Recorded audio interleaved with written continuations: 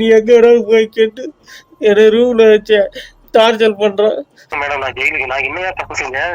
நான் எதுக்கு ஜெயிலுக்கு போனா? அவனா கம்ப்ளைண்ட் கொடுத்துட்டாப்ல, இந்த மாதிரி போக சொல்லிட்டாப்ல, வேற வழியே இல்ல, ஃபிங்கர் வச்சு போகணுங்கிறாங்க. அப்படி ஒரு குற்றம் எப்படி நான் என்ன செஞ்சேன்னு எனக்கே தெரியல. அதிகாரிகள் இதுக்கு பதில் கூறுங்க.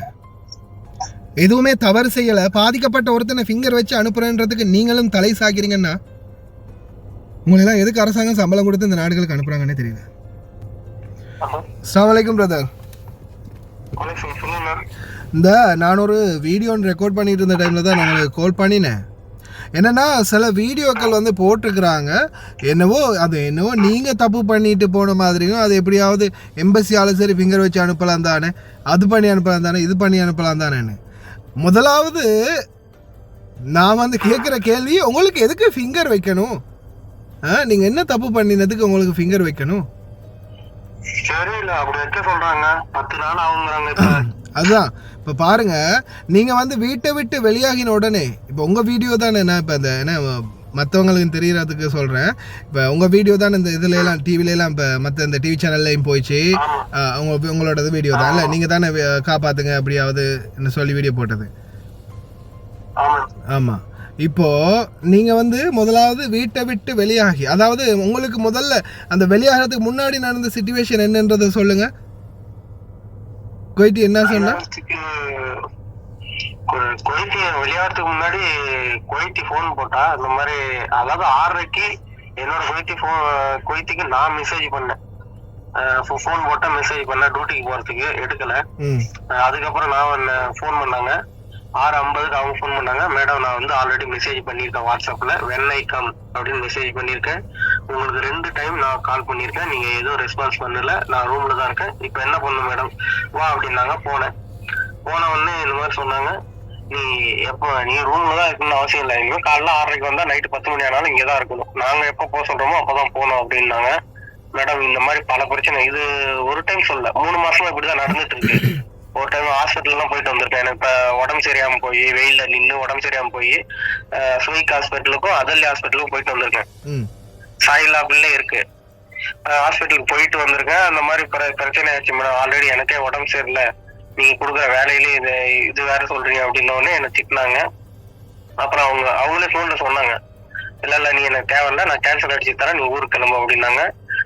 வீட்டுக்கு போன உடனே சாரி மேடம் நான் வந்துட்டேன் மேடம், ஆனால் ஈடி மேடம் அப்படின்னு உடனே அவங்க இல்ல வண்டியை பார்க் பண்ணி சாவி கேட்டாங்க, சாவி கொடுத்த உடனே மேடம் ஹலாசானம்மா இப்படி அப்படின்னா ஓகே மேடம் சாரி, ஆனால் நானே டிக்கெட் அடிச்சுக்கிறேன், எனக்கு பாஸ்போர்ட்டும் என்னோட சிவில் ஐடி கொடுங்க மேடம். அது பாஸ்போர்ட்டும் சிவில் ஐடி கொடுக்க முடியாது, இந்தியா விட்டு நீ எப்படி போற, நான் இதை நீ சுனோன்றோ இந்த இந்தியா அனஷோ அப்படின்னு சொல்லிட்டு சாவி வாங்கிட்டு லாக் பண்ணிட்டு நீ எங்க வேணாலும் போய்க்க அப்படின்ட்டு லாக் பண்ணிட்டு வண்டியை ஸ்பீடா எடுத்துட்டு போயிட்டாங்க. அவ்வளவுதான் நடந்தது. அவ்வளவுதான், வண்டி ஸ்பீடா எடுத்துட்டு போயிட்டாங்க. இந்த போன்ல ரிப்ளையும் இல்ல. நான் பயந்து போய் இந்தியன் எம்பசில போயிட்டு உடனே இந்த மாதிரி சொல்றாங்க, எனக்கு பயமா இருக்கு, போலீஸ் கம்ப்ளைண்ட் கொடுத்துருவாங்கன்னு கம்ப்ளைண்ட் பண்ணிட்டு நான் வரேன். அன்னைக்கு நைட்டு அடுத்த நாள் வெள்ளிக்கிழமை அவங்க கம்ப்ளைண்ட் கொடுத்துட்டாங்க, வீட்டை விட்டு வெளியாயிட்டான். நீங்க முதலாவது எம்பசில போய் கம்ப்ளைண்ட் கொடுத்து அடுத்த நாள் தான் இவங்க கம்ப்ளைண்ட் பண்ணிருக்காங்க போலீஸ்ல. ஆமா அப்படின்னு தகவல். ஆனா அன்னைக்கு எந்த கம்ப்ளைண்டும் இல்ல, அன்னைக்கு வியாழக்கிழமை எனக்கு எந்த கம்ப்ளைண்டும் இல்ல. வியாழக்கிழமை காலையில சொல்றாங்க, ஒரு 11 மணிக்கு நான் அங்க போயிட்டேன், எனக்கு பயத்துல என்ன ஆயிடுமோ ஏதாயிடுமோட்டு போயிட்டேன்.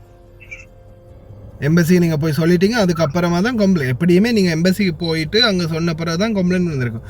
சரி இப்போ வாங்க, எம்பசி என்ன சொன்னாங்க? எம்பசி இப்ப போனதுக்கு அப்புறமா என்ன சொன்னாங்க? எம்பசி போனதுக்கு அப்புறமா ஒரு பேப்பர், என்னோட அட்ரஸ், கஃபீலோட அட்ரஸ் எல்லாம் வாங்கிட்டு அதுக்கப்புறம் எம்பசில என்ன சொன்னாங்கன்னா சண்டே வாங்க அப்படின்னாங்க. 2 நாள் லீவு, வெள்ளி சனி லீவு, ஞாயிற்றுக்கிழமை வாங்கன்னாங்க. அதுக்கப்புறம் சண்டே போனீங்களா? அதுக்கப்புறம் ஞாயிற்றுக்கிழமை நான் போயிட்டு ஞாயிற்றுக்கிழமை இந்த மாதிரி ஒயிட் பாஸ்போர்ட் அப்ளை பண்ணுங்க அப்படின்னாங்க. அப்ளை பண்ணிட்டு வந்த பிறகு சொன்னாங்க இந்த மாதிரி கஃபீல் கேஸ் இருக்கு அப்படின்னு சொன்ன உடனே எனக்கு அங்கேயே அழுகு வந்துருச்சு. அங்கேயே அழுதுட்டு அப்புறம் ஒருத்தர் கூப்பிட்டு உட்கார வச்சு, அதெல்லாம் ஒரு பிரச்சனை இல்லை, எல்லாம் நிறைய பேர் இருப்பாங்க, பயப்படாத, ஒயிட் பாஸ்போர்ட் எடுத்துட்டு வரணுங்க.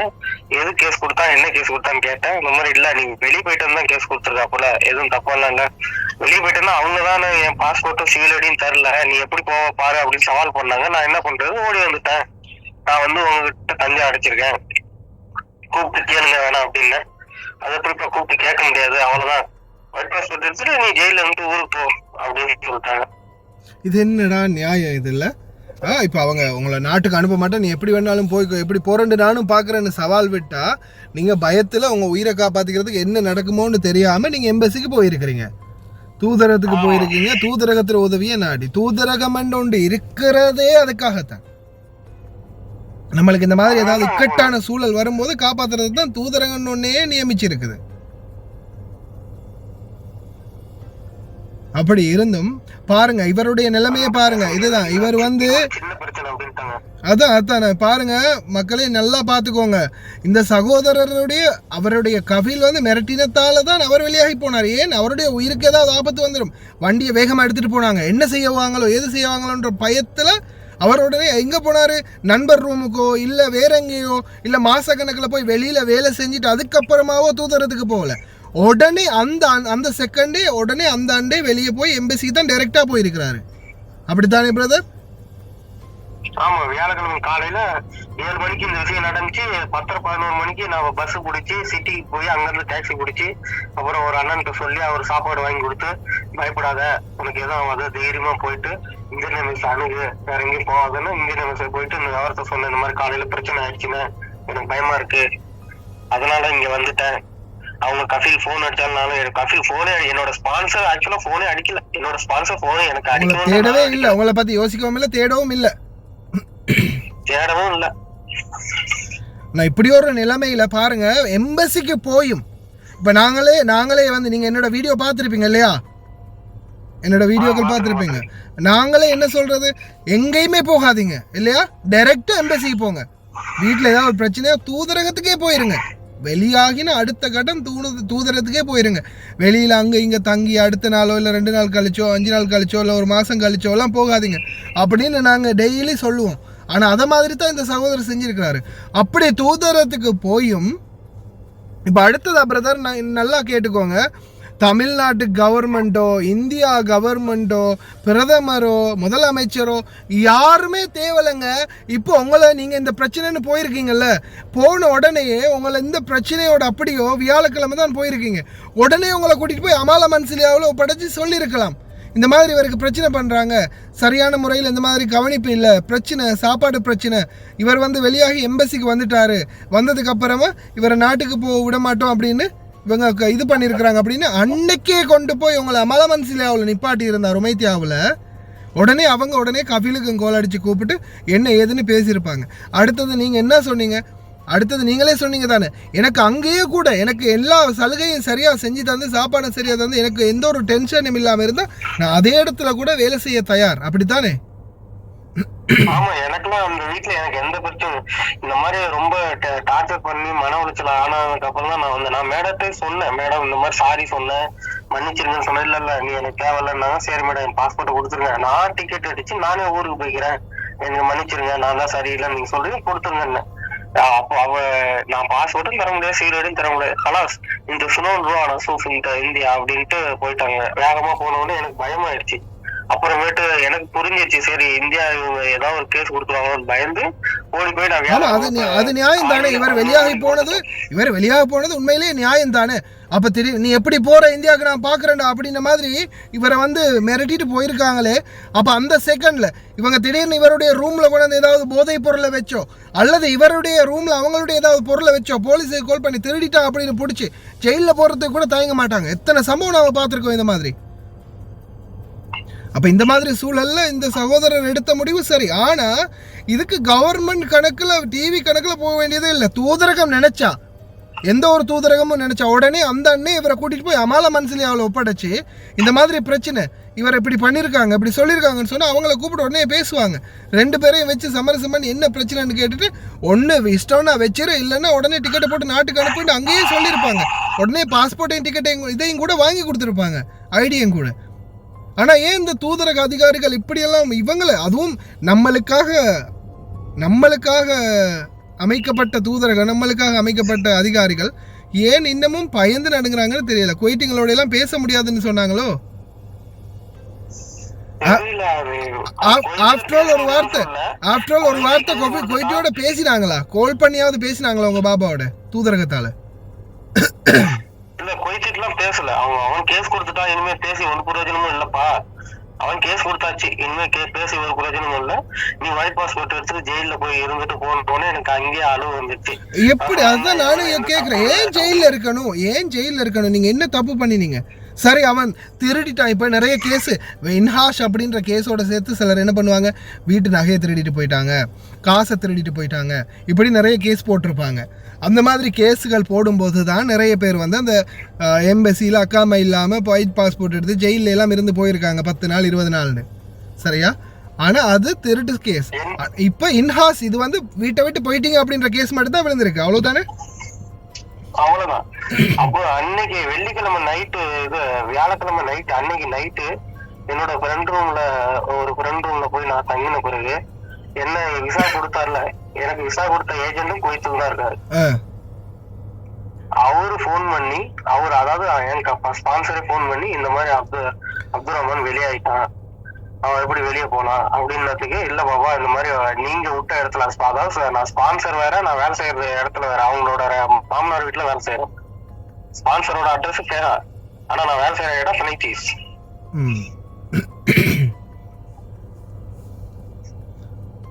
இந்த மாதிரி பாபா, இந்த மாதிரி மேடம் சொன்னாங்க, இந்த மாதிரி அதாவது நான் பேசல, என்னோட ஏஜென்ட் பேசியிருக்கேன். இப்ப என்ன பண்ணலாம் ஃபைனலா, அவனை ஊருக்கு அனுப்பிடுறது நல்லது. பிடிக்கலன்ட்டீங்க, நீங்களும் பிடிக்கலன்ட்டீங்க, அவனும் பிடிக்கலன்ட்டான்னு அவனை வந்து என்கிட்ட மன்னிப்பு கேட்க சொல்லு, 300 தினார் காசு கொடுக்க சொல்லு. கொடுத்தாலும் நான் போய் போலீஸ்ல தான் ஒப்படைப்பேன். என் ரேஞ்ச் என்னன்னு அவன் தெரிஞ்சுக்கணும். அவனை வச்சு செஞ்சுதான் நான் அனுப்புவேன், இல்லையா நான் போலீஸ்ல ஒப்படைப்பேன். போலீஸ்ல ஒப்படைச்சு ஃபிங்கர் வச்சுதான் அவனை அனுப்புவேன். 300 தினார் காசு கொடுக்க சொல்லு. ஃபர்ஸ்ட் என்கிட்ட வந்து மன்னிப்பு கேட்க சொல்லு. அவன் ஃபர்ஸ்ட் இங்க வரணும் அப்படின்னு கோபமா பேசணும்னு ஏஜென்ட் என்ன பண்ணிட்டாருப்பா, எனக்கும் உனக்கு சம்மந்தம் இல்லை, அவங்க பேச்சு வார்த்தையிலேயே தெரியுது உன்னை எதாவது பண்ணிடுவாங்களோன்னு, நீ தலைமறைவா இருந்து எப்படியா ஊருக்கு போயிடு அப்படின்னு ஏஜென்ட் போனை கட் பண்ணிட்டாரு. இது எப்ப நீங்க வெளியாகினதுக்கு அப்புறமா? அன்று ராத்திரி? ஆமா, வியாழக்கிழமை நைட்டு.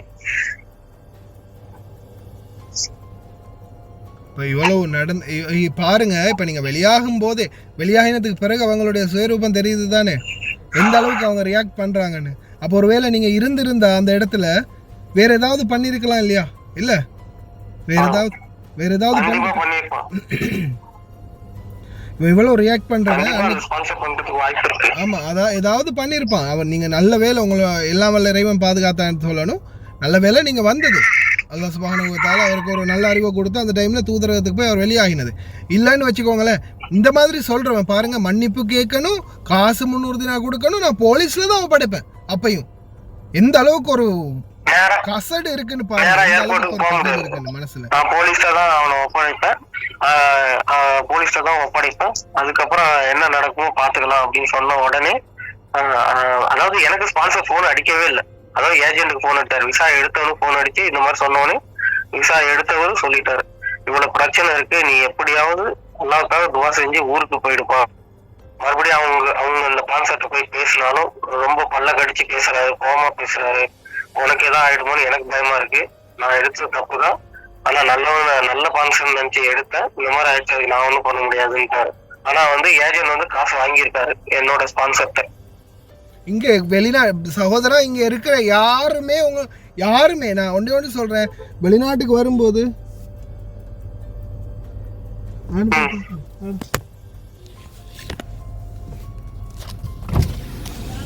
عليكم السلام. تبين اوقف يعني؟ انا بديت هنا يبي اسفت انا خلاص مو مشكله يلا عفوا.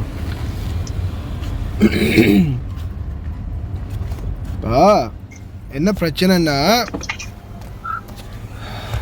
அடுத்தது இங்க வந்து பிரதர் யாருமே எந்த ஒருத்தருமே, புரியுதா, புண்ணியத்துக்காக யாரையுமே எடுக்க மாட்டாங்க. காசு தான், ஸ்பான்சர் மார்ட்ட காசை வாங்கிட்டு தான் விசா கொடுக்கறதே.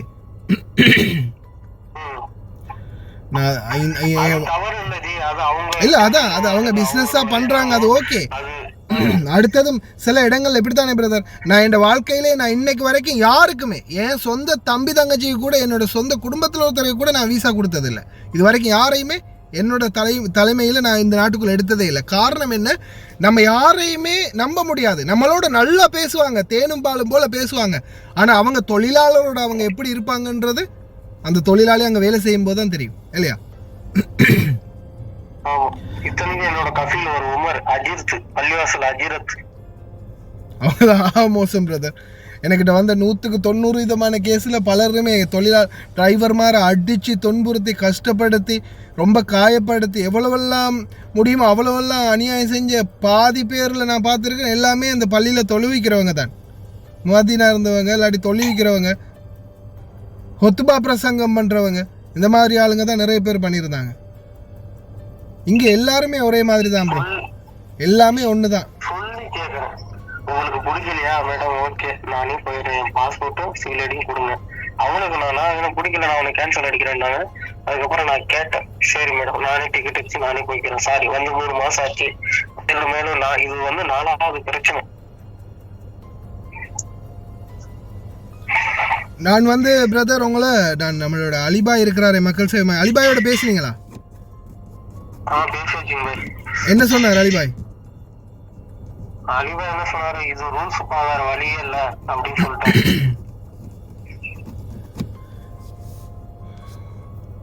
இப்ப கடைசியா தூதரகம் என்ன சொல்லியிருக்கிறாங்க?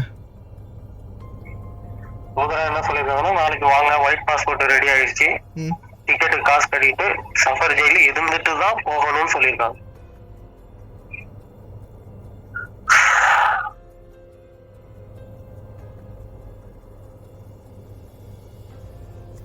நாளைக்கு என்ன, நாளைக்கு வியாழக்கிழமை இல்லை? அதான் அடுத்தது நாளை ஒரு நாள் தான் இருக்குது, நாளை ஒரு நாள் தான் இருக்குது. அடுத்தது பக்ரீத் வருதுல்ல, அதுக்கப்புறம் ஹஜ் பெருநாள் வர்றதால இன்னும் லேட் ஆகும். இப்போ நீங்கள் என்னதான் முடிவு எடுத்திருக்கீங்க? உங்களோட முடிவு என்ன? என்னோட முடிவு என்ன பண்றது, ஒண்ணு யாராவது பேசி எனக்கு பாஸ்போர்ட் வாங்கி கொடுத்தா பரவாயில்ல, அப்படி இல்லையா நான் ஊருக்கு போறது ஐடியால தானே இருக்கேன். இப்ப நடுவாசல் இந்த மாதிரி இருக்கல, வாய்ப்பு எதுவுமே இல்ல, வழி ஒரே வழிதான் நிக்குது. ஒன்னும் ஜெயிலுக்கு போகணும். நான் சொல்லிட்டேன் மேடம், நான் ஜெயிலுக்கு நான் என்னையா தப்பு செஞ்சேன், நான் எதுக்கு ஜெயிலுக்கு போனோம், அவனா கம்ப்ளைண்ட் கொடுத்துட்டாப்ல, இந்த மாதிரி போக சொல்லிட்டாப்ல, வேற வழியே இல்ல, ஃபிங்கர் வச்சு போகணுங்கிறாங்க. அப்படி ஒரு குற்றம் எப்படி நான் என்ன செஞ்சேன்னு எனக்கே தெரியல. அதிகாரிகள் இதுக்கு பதில் கூறுங்க. எதுவுமே தவறு செய்யலை, பாதிக்கப்பட்ட ஒருத்தனை ஃபிங்கர் வச்சு அனுப்புறன்றதுக்கு நீங்களும் தலை சாக்கிறீங்கன்னா உங்களெல்லாம் எதுக்கு அரசாங்கம் சம்பளம் கொடுத்து இந்த நாடுகளுக்கு அனுப்புகிறாங்கன்னே தெரியல. உண்மையிலே கவலையாக இருக்குது. இல்லை, பாதிக்கப்பட்ட ஒருத்தனை அவர் ஆல்ரெடியே பாதிக்கப்பட்டு வந்திருக்கிறாரு, பாதிக்கப்பட்ட ஒருத்தரை இன்னமும் அவரை மிதிச்சே அனுப்பணும்னு நினைக்கிறாங்களே. அடுத்தது சரி, ஓகே, அவன் வந்து ஏதாவது ஒரு வகையில் சரி இப்போ நான் டிக்கெட் கொடுக்க மாட்டேன் அப்படின்னு சொல்லி இவராவது டிக்கெட் போட்டுறதுக்கு அனுப்புறதாவது இருந்தாலும் பரவாயில்ல. சரி, அடுத்ததா ஃபிங்கர் வச்சு அனுப்புறதுக்கு காரணம் என்ன? அதுதானே இப்போ மெயினான பிரச்சனை. ஃபிங்கர் வச்சு அனுப்புறது ஏன்? அது ஒயிட் பாஸ்போர்ட் எடுத்துட்டாலே வச்சுதான் அனுப்பணுமா? அப்படி இல்லை பிரதர், ஒயிட் பாஸ்போர்ட் வந்து சில நேரங்களில் நம்மளுடைய பாஸ்போர்ட் காணாமல் போயிடுச்சுன்னா எமர்ஜென்சி, ரொம்ப அவசரமான சிச்சுவேஷன், போய் தான் ஆகணும், இன்னைக்கு எப்படியாவது நாட்டுக்கு போய் தான் ஆகணும் அப்படின்ற ஒரு கிரிட்டிக்கல் சிச்சுவேஷன்ல இருந்து பாஸ்போர்ட்டும் கிடைக்கலன்னா இந்த ஒயிட் பாஸ்போர்ட் மூலம் நம்மளால நாட்டுக்கு போக முடியும். அதுக்கு ஃபிங்கர் இல்லை. ஏன்னா அது நம்ம ஆளுங்க பழக்கினது. இப்போ காணோன் அப்படின்ற ஒன்று வாயில் எடுத்தாலே என்ன சொல்கிறாங்க, அக்காம இல்லாதவங்களுக்கு நாட்டுக்கு போகிறதுக்காக போடுறது ஒன்று அப்படின்றது தான் காணோன் என்ற பேர். ஆனால் காணோன் என்றது இந்த நாட்டுக்கு தமிழ் மொழியில் வந்து பார்த்தீங்கன்னா சட்டம்ன்றது அர்த்தம். நம்ம தமிழில் சட்டம் அப்படின்னு சொல்கிறது தான் இந்த நாட்டில் அரபியில் காணோன்னு சொல்கிறது. அதை மாதிரி ஒயிட் பாஸ்போர்ட் அப்படின்னு ஒன்று எடுத்தாலே அது வந்து அக்காமா இல்லாதவங்களுக்கானது தான் அப்படின்ற மாதிரி ஒரே அடியாக நம்ம மக்கள் நினச்சிக்கிட்டாங்க. அப்படின்னு இல்லை, அது ஒரு டெம்பரரி பாஸ்போர்ட். அது வந்து ஒரு அவசரத்துக்கு நம்மளுக்கு எமர்ஜென்சி எக்ஸிட்டுக்கு கூட அதை யூஸ் பண்ணிக்கலாம். நாளைக்கு வந்து கூப்பிட்டுருக்காங்க, போயிட்டு இன்ஷா அல்லாஹ் நாளைக்கு நீங்க தூதரத்துக்கு போங்க. அப்படி இல்லைன்னா தூதரத்துக்கு போயிட்டு என்ன மாதிரி நடந்துச்சு அப்படின்ற அப்டேட் இன்ஷா அல்லாஹ் தாங்க. நானும் என்னால் ஏண்ட அளவுக்கு தெரிஞ்ச சமூக ஆர்வலர்களை வச்சு பேசி பார்க்குறேன். நானும்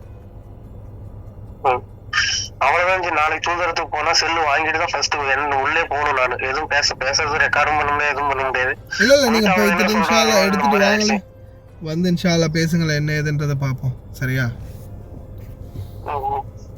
போயிட்டு அவங்க என்ன சொல்றாங்களோ தெரியாது, இல்லை பாஸ்போர்ட் வாங்கிட்டு அப்படியே என்ன ஒப்படைக்கிறாங்களோ இல்லை சரண்டர் கேட்கிறாங்களோ தெரியல. சரண்டர் அணிஞ்சு வச்சு ஊருக்கு போறதா இருந்தாலும் போய் தான் ஆகணும். என்ன பண்றது, தவறெல்லாம் அவன் மேல தான் இருக்குது. என்னை எடுத்த ஸ்பான்சர் எடுத்து ஆக்சுவலா அவன் பேர்ல எடுத்து வேற மாமனார் வீட்டுல வேலை செய்ய, 2வது மனைவியோட மாமனார் வீட்டுல வேலை செஞ்சா அந்த மாமனார் குவைத்தியே கிடையாது, சிரியா நாட்டை சேர்ந்தவர். ஆனா இந்தா பாத்துக்கோங்க, இந்த சகோதரன் பாதிக்கப்பட்ட மாதிரி நீங்களும் இன்னொரு நாள் பாதிக்கப்படுவீங்க. நீங்க அவங்க எப்படியோ இருந்துட்டு போறாங்க. அப்படி இருந்தும் நான் ஒரு குவைத்தியா ஒரு மரியாதை கொடுத்து 3 மாசமா வேலை செஞ்சுட்டு இருந்த இந்த மாதிரி அந்த சிரியா நாட்டை சேர்ந்த ஒரு பெண், அதாவது எங்க பான்சரோட மனைவியோட தங்கச்சி, என் பான்சரோட 2வது மனைவியோட தங்கச்சி தான் இவ்வளவு பிரச்சனைக்கும் காரணமே. அவங்க இந்த மாதிரி ஒரே வார்த்தையா சொல்லிட்டாங்க, இந்த மாதிரி நீ எனக்கு தேவையில்ல அப்படின்னு ஒண்ணு.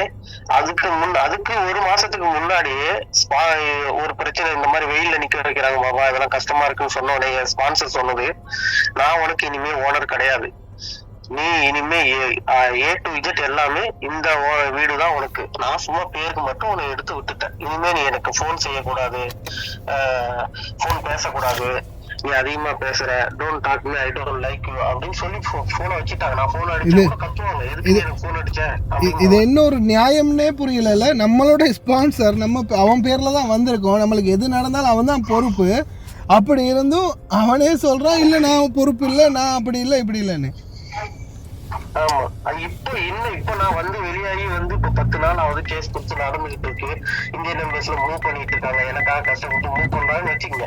இந்த 10 நாள்ல ஒரு போன் ஒரு மெசேஜ் எனக்கு ஓனர் பண்ணவே கிடையாது. என்ன பண்ற, எதுக்காக போன, எந்த ஒரு கேள்வியும் இல்ல, எந்த கேள்வியும் இல்ல. ஏஜென்ட் மட்டும் போன் பண்ணி கேட்டா, ஒரு ஏஜென்ட் போன் பண்ணி நான் ஒப்படைச்ச ஆளு இந்த மாதிரி பிரச்சனைன்னு சொல்லி கேள்விப்பட்டேன், என்னப்பா பிரச்சனை அப்படின்னு. அவன் எனக்கு தேவையில்ல, அவன் தேவையில்ல, நாங்க திட்டுவோம், என்ன வேணா பண்ணுவோம், அதுக்காக அவன் போயிடுவான் நான் வீட்டை விட்டு. அவன் போயிட்டான்ல, இனிமே அவன் எப்படி போறான்னு நான் பாக்குறேன். அப்படி இப்போ வேணும்னா 300 தினார் காசு கொடுக்க சொல்லு, மன்னிப்பு கேட்கணும், அப்படியே நான் போலீஸ்ல தான் அவனை ஒப்படைப்பேன் அப்படின்னாரு.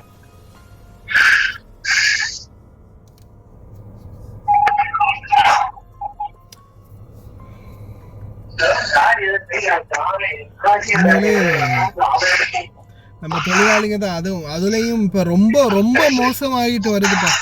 சரி பிரதர், நான் உங்களோட பேசுறேன், சரியா? நான் உங்களுக்கு கால் ஒன்று பண்றேன்.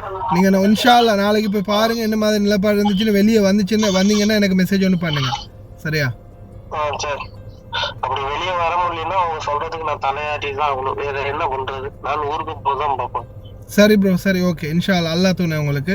பாருங்க, என்ன பார்த்துட்டு எனக்கு ஒரு அப்டேட் ஒன்று தாங்க, இன்ஷா அல்லாஹ் டைம். ஓகேம்மா, சரி, ஓகே.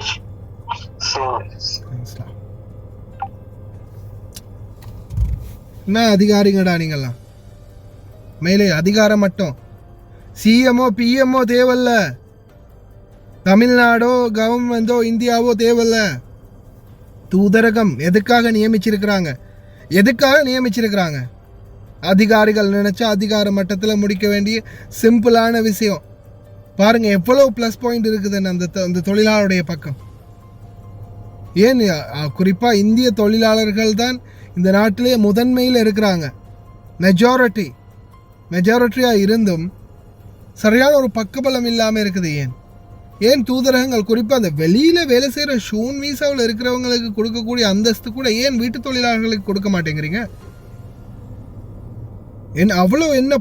அப்படி என்ன பாவம் பண்ணினாங்க இந்த தொழிலாளர்கள்? புரியல, எனக்கு என்ன புரியல. ஆனா உண்மையிலே இலங்கை தூதரகம் இன்னைக்கு நான் இந்த வாய்ஸை இவ்வளவு தூரம் யாரெல்லாம் பார்த்துருக்கீங்கன்னே தெரியல.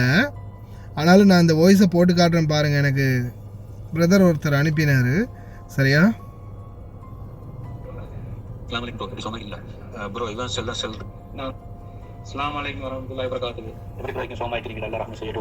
ப்ரோ இன்ஷா அல்லாஹ் நீங்கள் செஞ்ச உதவி அந்த வாழ்நாள் முழுக்க நான் எந்த சூழ்நிலையும் மறக்க மாட்டேன். மாஷா அல்லாஹ் நீங்கள் சொன்ன மாதிரி எனக்கு போனஸ் 230 கிடைச்சிச்சு. அல்ஹம்துலில்லாஹ் அல்லாஹ்வோட உதவி கொண்டு உண்மையிலே பெரியோரு நீங்கள் ஹெல்ப் பண்ண எனக்கு பண்ணி நீங்கள் யாருமே செய்யாத அளவுக்கு எனக்கு அடிக்கடிக்கு கால் பண்ணி என்னை விசாரிச்சு போனஸ் அங்கே அதுக்குள்ளே வச்சு அவரை வந்தவர் எடுத்து வந்தார். அவர் சொன்னார், அவனுக்கு முன்னே சொன்னார், அவன் என்ன கொடுத்து போயிட்டு கொடுக்குறேன். அவர் சொன்ன வாழ் சுகரானு என்கிட்ட கேட்டார். நான் சொன்னேன் சுகர் மிக சுகர் இல்லாமல் டவுட் ஆகிடுது. உடனே அவன் சொன்னார், இல்ல இவன் சொல்லி இப்பவே எனக்கு முன்னாடி இப்பவே வாங்கி கொடு அப்படின்னு சொல்லி அவர் உடனே கபிலானி தந்தான். அல்ஹம்துலில்லாஹ் ப்ரோ. நாடா நீங்க உண்மையிலே நிறைய பேர் சேவை செய்யறது பேர்ல இருக்கிறாங்க. எல்லாரும் வாயால சொல்லுவாங்க, ஒளிசி செயல்ல காட்ட மாட்டாங்க. மாஷா அல்லாஹ் நீங்க வாயால சொன்ன போல செயல்ல நீங்க நிரூபிச்சு காட்டுறீங்க. இது பெரிய ஒரு சந்தோஷம் மாஷா அல்லாஹ்னு சொல்லி. இது எனக்கு பெரிய ஒரு வெற்றி. ஏன்னா இந்த அரபு நாட்டுல வந்து ஒரு அரபுக்காரங்களோட செஞ்சு போனஸை கேட்டு ஆனா உங்களோட முயற்சியில எவ்வளவு முயற்சி எடுத்து நீங்க எனக்கு ஒரு புஸ்தகம் தரலன்னு சொன்னா ப்ரோ இந்த அளவுக்கு எனக்கு முயற்சி செய்ய இயலாது. எனக்கு இவ்வளவு தைரியம் ஒன்றும் வராது. ஆனா நீங்க ஒரு தைரியம் ஒன்று தந்தீங்களா மாஷா அல்லாஹ்னு. அதுதான் உண்மையிலே பெரிய வெற்றி. அல்ஹம்துலில்லாஹ் சொல்லி எடுத்து வீட்டுக்கு வந்தேன். நான் உங்களோட போன்ல தான் பேசணும், உங்களோட போன்ல தான் வாழ்த்து சொல்லணும். எனக்கு அந்த அளவுக்கு சந்தோஷம். நான் வீட்டுல இவர் வந்து அமாலா மன்சிலியாவுக்கு போய் போனஸ் தர மாட்டேன், நான் உனக்கு கொரோனா டைமில் உட்கார வச்சு சாப்பாடு தந்துருக்கிறேன், உன்னை அப்படி அனுப்புவேன் எப்படி அனுப்புவேன், உன்னை இந்த மாதிரி பண்ணுவேன் அந்த மாதிரி பண்ணுவேன் எவ்வளவோ பயங்காட்டி வச்சிருந்த தொழிலாளர் தான். இலங்கை தூதரத்துக்கு இன்ஃபார்ம் பண்ண வச்சு அதில் இருந்து அமாலா மன்சிலியாவுக்கு இன்ஃபார்ம் பண்ண வச்சு அமாலா மன்சிலியாவிலேருந்து உடனே கஃபீலோட பேசி இத்தனாம் தேதிக்குள்ளே நீ வரணும் அப்படின்னு சொல்ல நாளைக்கு 5ஆம் தேதி டிக்கெட் போட்டிருந்தாங்க. நீ டிக்கெட் போட்டால் அந்த டிக்கெட்டை நாங்கள் அமல மன்சிலியாவில் கேன்சல் பண்ணுவோம் இமிக்ரேஷனுக்கு அறிவிச்சு, நீ உடனே வந்தே ஆகணும் கூட்டிகிட்டு அப்படின்னு சொன்ன பிறகு நீ கூட்டிகிட்டு போய் அல்ஹம்துலில்லாஹ் இன்றைக்கி போனஸ் எடுத்து கொடுத்து நாளைக்கு நாட்டுக்கு போகிறதுக்குரிய ஏற்பாடு பண்ணியிருக்கிறாங்க. மாஷா அல்லாஹ் தபாரக் ரஹ்மான். எங்களுடைய இலங்கை தூதரகம் இன்றைக்கி ஒரு அளவுக்கு முன்னால் இருந்த அதிகாரிகளுடைய சில அசம்பந்தத்தனத்தால் பாலா போய் இருந்துச்சு. ஆனால் இன்றைக்கி இருக்கக்கூடிய புதிய அதிகாரிகள் புதிய தூதுவருடைய முயற்சியால் அல்ஹம்துலில்லாஹ் தூதரகம் நல்லா இயங்குது. அமாலா மன்சிலியாக்கு ஆஃப்டர் ஆல் போனஸ் பிரச்சனை. அமாலா மன்சிலியாக்கு இன்ஃபார்ம் பண்ணினா அமாலா மன்சிலியா உடனே கஃபீல இப்போ வா கூட்டிகிட்டு வா அப்படின்னு ஆர்டர் போடுறாங்க. ஸ்ரீலங்கனுக்கு இந்த சலுகைன்னா இந்தியனுக்கு எவ்வளோ சலுகை இருக்கும். உங்கள் பவர் என்னன்றது உங்களுக்கு தெரிய மாட்டேங்கிறதுடா அப்படின்ற மாதிரி தான் இருக்குது எனக்குண்டா உண்மையிலே. ஏன் நீங்கள் இன்னமும் இவ்வளோ காலம் தாமதிக்கிறீங்க? உடனே ஒரு இன்ஃபார்ம் பண்ணினா தூதரகத்தால் அமாலா மன்சிலியா உடனே தலையிட்டு என்ன பிரச்சனைன்றதை பார்ப்பாங்க. தொழிலாளர்கள் பக்கம் 100% நிற்கிறாங்க. ஆனால் இதை செயல்படுத்துறதுக்கு யாருக்குமே தைரியம் இல்லை. அதுதான் சாரி உண்மையிலேயே கவலையாக இருக்குது. எங்கட இலங்கை தூதரகம் செயல்படுற மாதிரியாவது ஆஃப்டர் ஆல்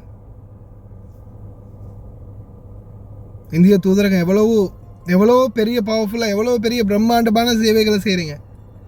தொழிலாளர்களுடைய பிரச்சனைகளை இந்த மாதிரி வீணடிக்கிறீங்க, இந்த மாதிரி சீரழிக்கிறீங்கன்னா எவ்வளோ பெரிய பிரம்மாண்டமாக இருந்தும் வேலை இல்லை, வேஸ்ட். பார்வையாளர்களாகிய நீங்கள் உங்களுடைய கருத்துக்களை மறக்காமல் கமெண்டில் பதிவு பண்ணுங்கள். அந்த சகோதரருக்கு நியாயம் கிடைக்கணும். நியாயம் கிடைக்குமா? இன்னொரு வீடியோவில் சந்திக்கலாம். முடிந்த வரைக்கும் ஷேர் பண்ணுங்கள். சம்மந்தப்பட்ட அதிகாரிகளுடைய காதுகளுக்காவது இது போய் சேர்கிற அளவுக்கு.